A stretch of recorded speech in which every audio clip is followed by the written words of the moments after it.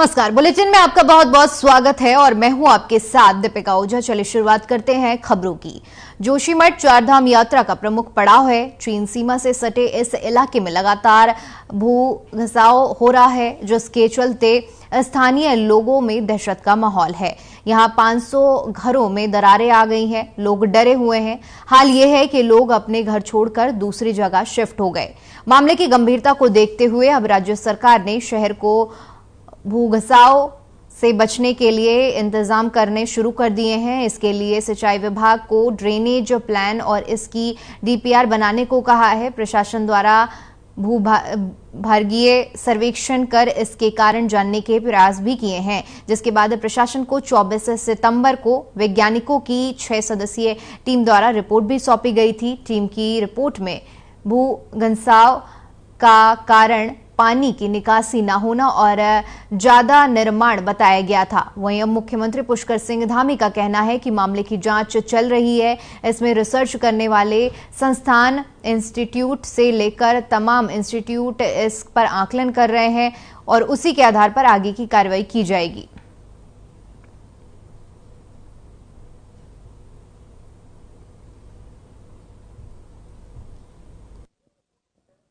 उस पर जांच चल रही है और जो हमारे अनुसंधान करने वाले जो संस्थान हैं, वाडिया इंस्टीट्यूट से लेकर तमाम प्रकार के इंस्टीट्यूट उस पर अपना आकलन कर रहे हैं और उसी के आधार पर हम लोग आगे कार्रवाई करेंगे।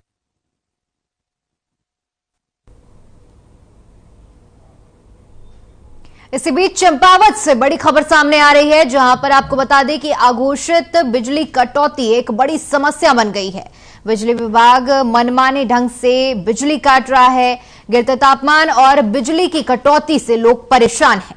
बिना जानकारी दिए बिजली काटी जा रही है, जिसके चलते लोगों को दिक्कतों का सामना करना पड़ रहा है।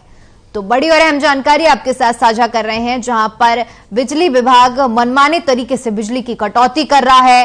आलम यह है कि लोग ठंड के मौसम में बिजली कटौती के चलते परेशानियों का उन्हें सामना करना पड़ रहा है।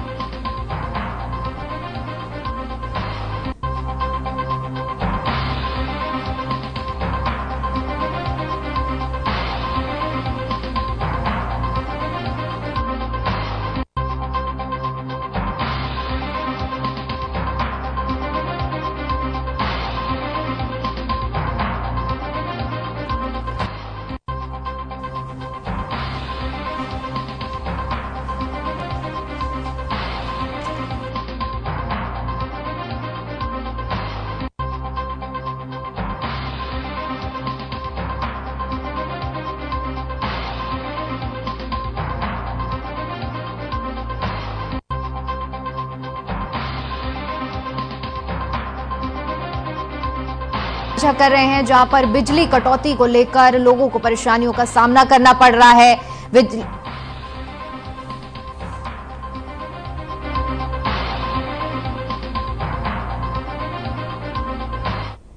वहीं एसटीएफ ने फर्जी आधार और वोटर कार्ड बनाने वाले आधार सेंटर का भंडाफोड़ किया है। बता दें कि ऋषिकेश में स्थित कॉमन सर्विस सेंटर में पैसे लेकर धड़ल्ले से देसी और विदेशी नागरिकों के आधार और वोटर कार्ड बनाए जा रहे थे। वहीं नेपाली नागरिकों को वोटर और आधार देकर गढ़वाल का निवासी बना रहे थे, जिस पर एसटीएफ ने कॉमन सर्विस सेंटर से 3 लोगों को गिरफ्तार कर 640 ब्लैंक प्लास्टिक कार्ड और 200 लेमिनेशन कवर समेत कई चीजें बरामद की हैं।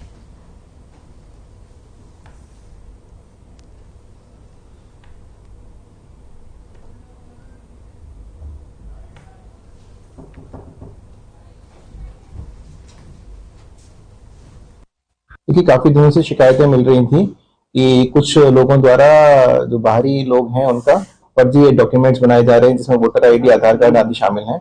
तो उन सूचनाओं पर कार्रवाई करते हुए कल एसटीएफ ने ऋषिकेश एरिया में एक सीएससी सेंटर पर रेड की थी, जहां से 3 व्यक्तियों को गिरफ्तार किया गया है और इनके कब्जे से कई सारे फर्जी आधार कार्ड, वोटर आईडी कार्ड और आदि अन्य डॉक्यूमेंट्स भी प्राप्त हुए हैं।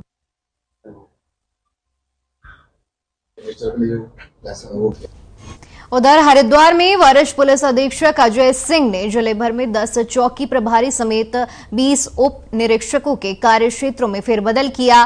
बता दें कि जल्द ही कई अन्य चौकी प्रभारियों का भी फेरबदल हो सकता है।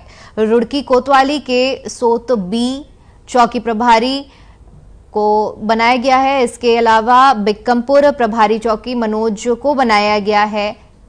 इसके अलावा बुग्गावाला से भगवानपुर थाना के एसएसआई बनाए गए हैं। देवेंद्र तोमर को थाना पथरी से जगजीतपुर चौकी प्रभारी बनाया गया है। जगजीतपुर चौकी से खेमेंद्र गंगवार, खड़ी चौकी प्रभारी विजेंद्र कुमाई और खड़खड़ी से मायापुर चौकी प्रभारी और नवीन चौहान को थाना भगवानपुर से चौकी प्रभारी, नरसन यशवीर नेगी को नरसन से थाना भगवानपुर भेजा गया है।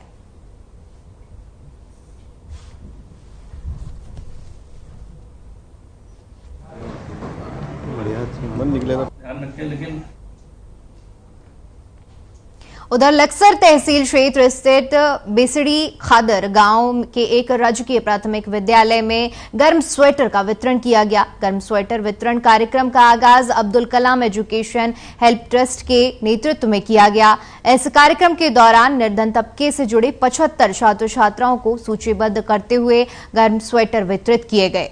बता दें कि इस कार्यक्रम के दौरान क्षेत्र के उप जिला मजिस्ट्रेट गोपाल राम, न्यायाधीश रिजवान अंसारी और श्री सीमेंट लिमिटेड के महाप्रबंधक आलोक मुरलिया भी बतौर मुख्य अतिथि के रूप में उन्होंने शिरकत की।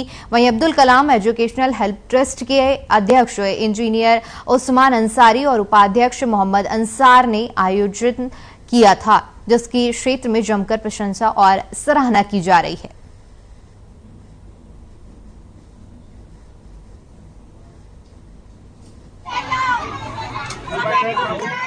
डॉक्टर अब्दुल कलाम ट्रस्ट के माध्यम से आज बसेड़ी प्राथमिक विद्यालय में स्वेटर वितरण का कार्यक्रम रखा गया है।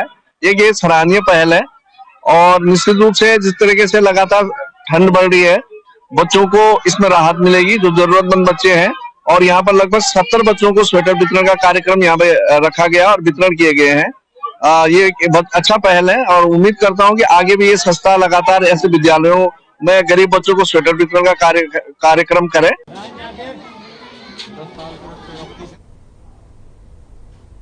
उधर कोरोना के बढ़ते मामलों को देखते हुए प्रदेश में आने वाले लोगों से संतों और प्रशासन की तरफ से अपील की गई है।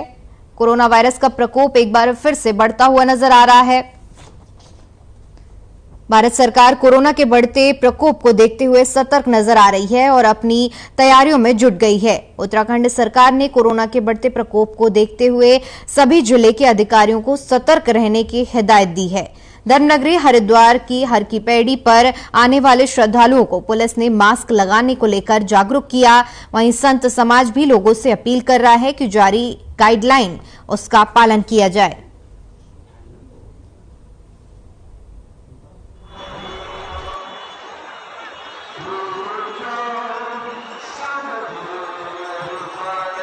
कोविड को लेकर के भारत सरकार बहुत सक्रिय है और देश के सभी लोगों को सतर्कता बरतनी चाहिए। मुझे लगता है कि सबसे पहले शरीर है, शरीर और रक्षित धर्म, धर्मो रक्षित रक्षित, शरीर की रक्षा होनी चाहिए।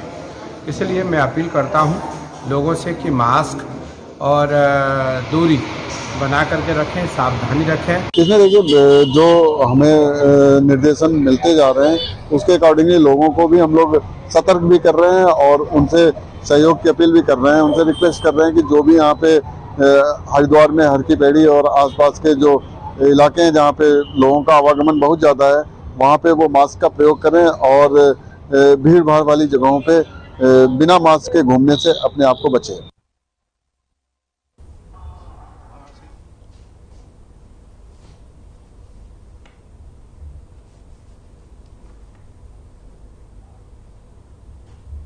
उधर धर्मनगरी हरिद्वार में संपत्ति को लेकर बीते कई समय में साधु संतों की कई बार हत्या हो चुकी है।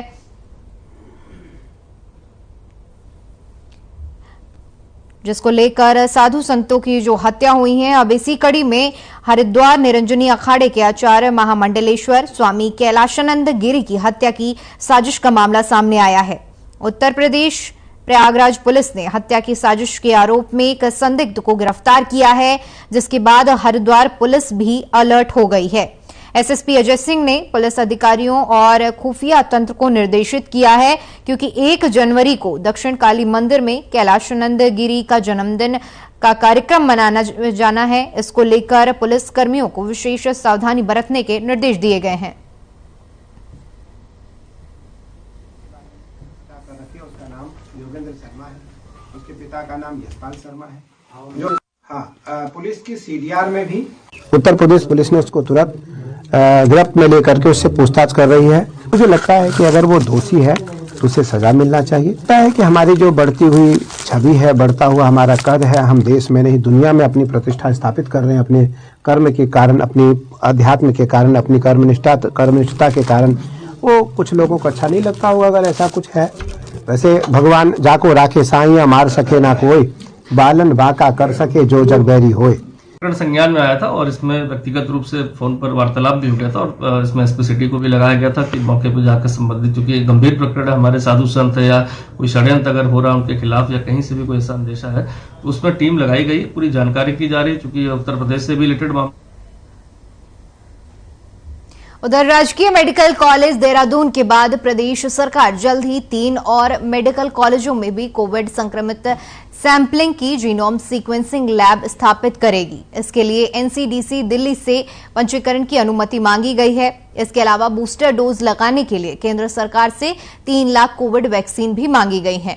उत्तराखंड के स्वास्थ्य महानिदेशक डॉक्टर शैलजा भट्ट ने बताया कि राज्य के मेडिकल कॉलेज जिसमें देहरादून, श्रीनगर, हल्द्वानी और अल्मोड़ा में प्रतिदिन 11,000 से ज्यादा आरटीपीसीआर टेस्टिंग की क्षमता है, जबकि इन मेडिकल कॉलेज में स्थापित जीनोम सीक्वेंसिंग लैब में हर महीने 2,000 से ज्यादा जीनोम सीक्वेंसिंग की क्षमता है।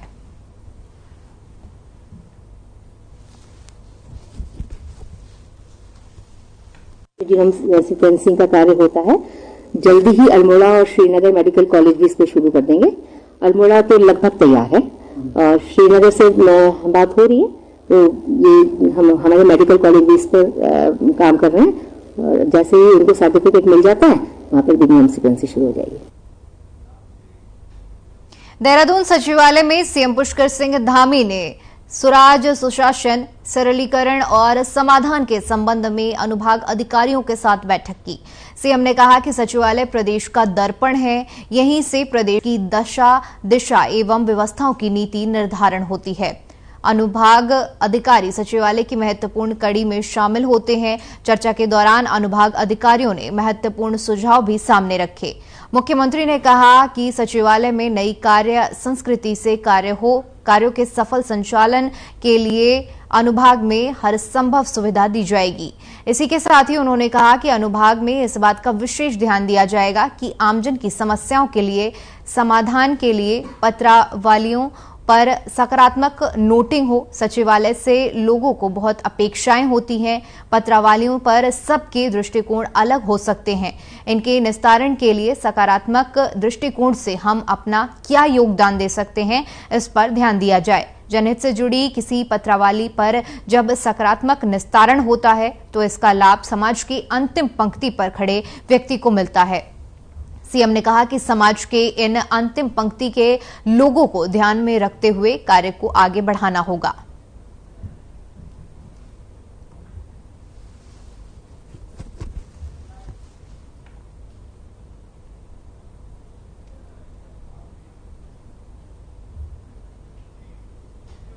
वहीं उत्तराखंड सचिवालय सेवा और सचिवालय में तैनात अफसर भी अब फील्ड में नजर आएंगे। सीएम पुष्कर सिंह धामी ने सचिवालय में सचिवालय स्तर के अफसरों, अनुभाग अधिकारियों की समीक्षा बैठक की। इस दौरान उन्होंने कई महत्वपूर्ण विषयों पर अपनी सहमति दी। सुशासन और पारदर्शी कामकाजों पर मुख्यमंत्री पुष्कर सिंह धामी का खास फोकस रहा।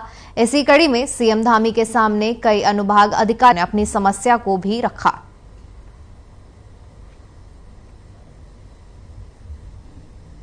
आज अनुभाग अधिकारी और अनुसचिव से लेकर अपर सचिव तक के स्तर के अधिकारियों की 2 अलग अलग हम लोगों ने बैठकें करी हैं और उनके सबके सुझाव भी लिए हैं, कैसे उनकी अधिक से अधिक उपयुक्तता हो सकती है, कैसे वो शासन में पत्रावलियों को समय से उनका निस्तारण हो, उनका समाधान हो, उनका सरलीकरण हो।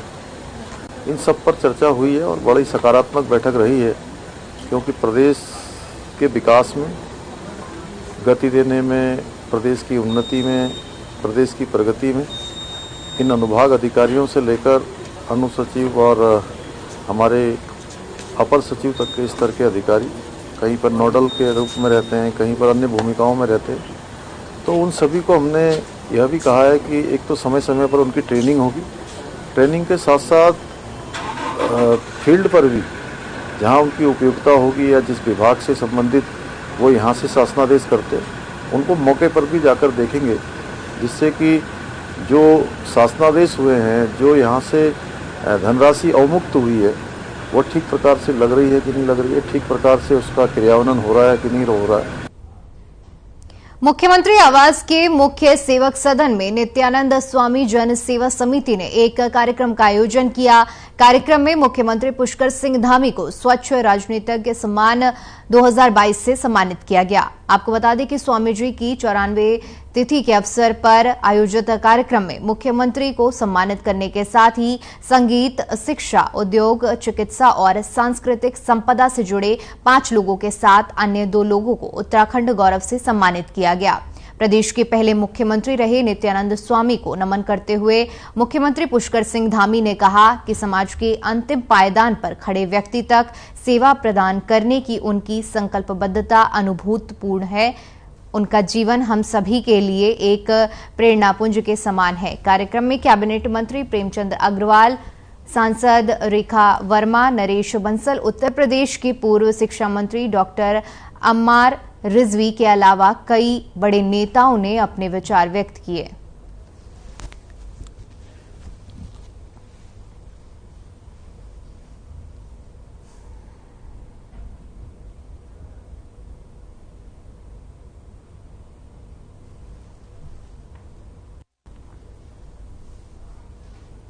गदरपुर के मातोश मछली बाजार में आज तहसील प्रशासन और खाद्य सुरक्षा अधिकारी की टीम ने छापेमारी की। इस दौरान तहसीलदार देवेंद्र सिंह बिष्ट ने बताया कि लगातार शिकायतें मिल रही थी कि कुछ लोग खुले में मीट मछली का व्यापार कर रहे हैं। इसी क्रम में आज एक विशेष टीम बनाई गई, जिसने खाद्य सुरक्षा अधिकारी ने कार्रवाई करते हुए खुले में दुकानों पर प्रतिबंधित सामान बेचने पर यह कार्रवाई हुई है। साथ ही साथ मांस और मछली बेचने वाले व्यापारियों को चेतावनी भी दी गई है और कहा गया है कि अगर कोई दुकानदार बाजार में खुले में मांस, मीट, मुर्गी को बेचता है तो उसके खिलाफ कड़ी कार्रवाई की जाएगी।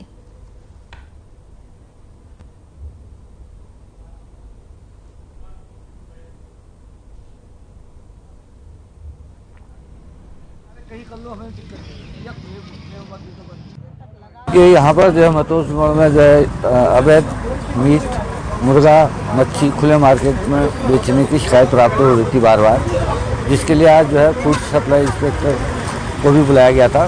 उनके साथ जो है संयुक्त निरीक्षण किया गया और उसमें जो भी इस प्रकार से खुले में मीट बेचते पाया गया उनको चेतावनी देते हुए छोड़ दिया गया कि कोई आज की मोहलत दी जाती है, कल के बाद खुले में कोई मीट नहीं। उधर बाजपुर के सामुदायिक स्वास्थ्य केंद्र में एसडीएम राकेश चंद्र तिवारी की देखरेख में मॉक ड्रिल का आयोजन किया गया। मॉक ड्रिल के दौरान स्वास्थ्य विभाग के कर्मचारियों ने 108 एम्बुलेंस की मदद से लाए गए मरीज की कोरोना की जांच की, उससे अस्पताल में भर्ती कराया और उसका इलाज शुरू किया। बता दें कि देश भर में एक बार फिर से तेजी से कोरोना का प्रकोप बढ़ रहा है, जिसके चलते स्वास्थ्य विभाग और प्रशासन पूरी तरह से अलर्ट नजर आ रहा है।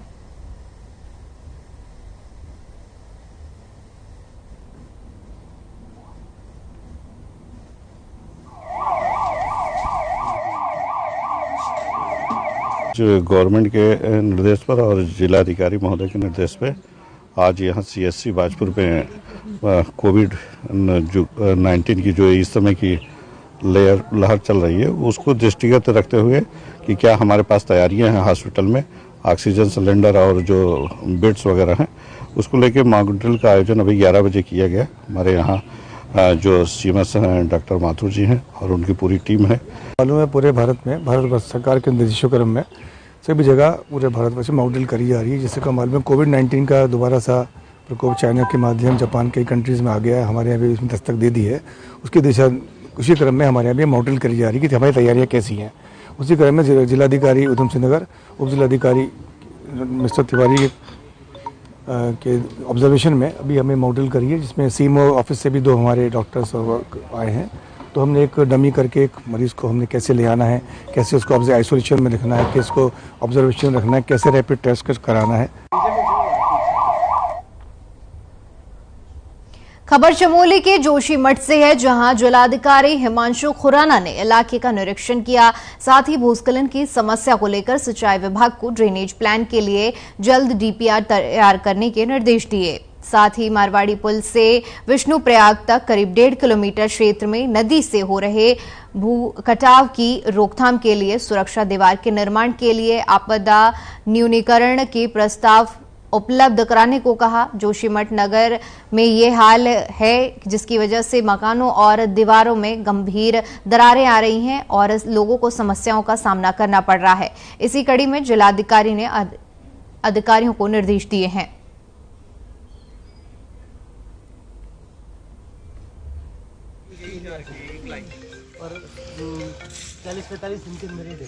जोशीमठ नगर क्षेत्र में जो बुद्ध के इंसिडेंट संज्ञान में आ रहे थे, तो उसको देखते हुए नगर पालिका क्षेत्र में जो मनोहर बाग वार्ड है, तो उसके हमारे कुछ घर हैं जो उनका निरीक्षण किया और किसी का घर है, किसी का मकान है, तो उसमें देखा कि कई जगह पर दरारें आई हुई हैं, कई खेतों में भी कुछ क्रैक्स आए हैं। तो उसमें शासन के द्वारा जो कमेटी थी उन्होंने एक इन्वेस्टिगेशन उसमें किया है। तो उसके क्रम में एक रिकमेंडेशन उसका ये है कि एक विस्तृत एक जो सीवरेज प्लान बनाने की सीवरेज और ड्रेनेज प्लान बनाने की आवश्यकता है, क्योंकि ड्रेनेज की कमी होने की वजह से एक मेजर कारण बताया जा रहा है।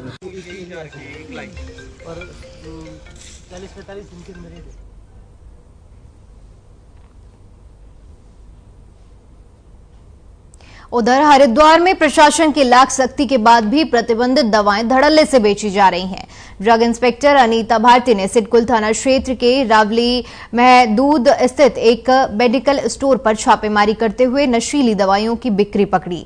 इसके साथ ही छापेमारी के दौरान मेडिकल स्टोर पर फार्मासिस्ट नहीं मिला। बड़ी अनियमितता मिलने पर ड्रग इंस्पेक्टर ने मेडिकल स्टोर को सीज कर दिया।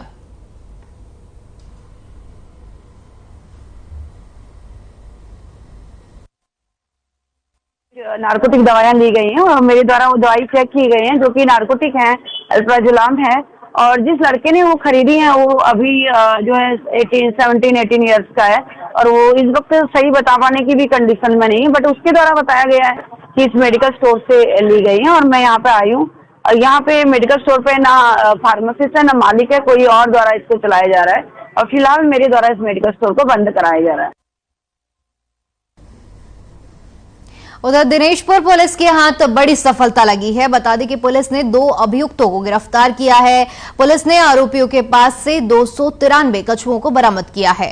पुलिस ने वाहन चेकिंग अभियान के दौरान 3 आरोपियों को पकड़ा, लेकिन मौके का फायदा उठाकर एक आरोपी मौके से फरार हो गया। बता दें कि आरोपी कछुआ बेचने के लिए उत्तर प्रदेश के एटा मैनपुरी लेकर जा रहे थे। वहीं मामले में जब पुलिस ने एक अभियुक्त फरार हो गया है, इसकी तलाश पुलिस ने शुरू कर दी गई है। पकड़े गए कछुए की अंतर्राष्ट्रीय बाजार में कीमत करीब 6 लाख रुपए बताई जा रही है।